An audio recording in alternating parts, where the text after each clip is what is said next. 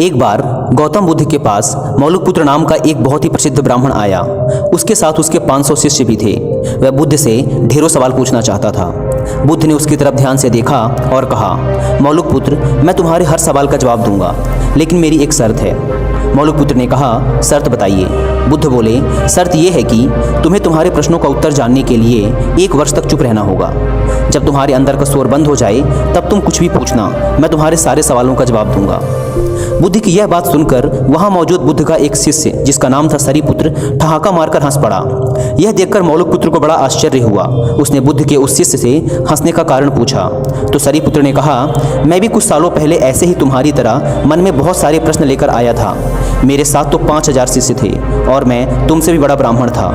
मन में बड़ा अभिमान था कि बुद्ध तो मेरे प्रश्नों का उत्तर दे ही नहीं पाएंगे, लेकिन बुद्ध की शर्तों के अनुसार 1 साल तक चुप रहा और अंत में मेरे पास कोई सवाल ही नहीं बचा।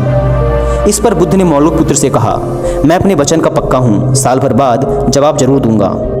1 साल बीता और मौलुकपुत्र ध्यान में उतर गया। वह इतना मौन हो गया कि मन के अंदर की बातचीत भी खत्म हो गई। जब 1 साल बीत गया तो साल के आखिरी दिन बुद्ध ने उससे सवाल पूछने को कहा।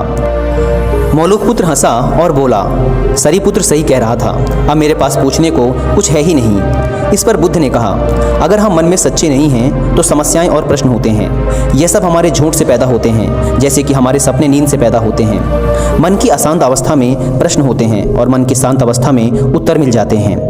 मन में जब प्रश्न होते हैं तो वह उत्तर ग्रहण नहीं कर पाता। मौन हमें मन की ऐसी अवस्था उपलब्ध कराता है जहां हर प्रश्न का उत्तर होता है।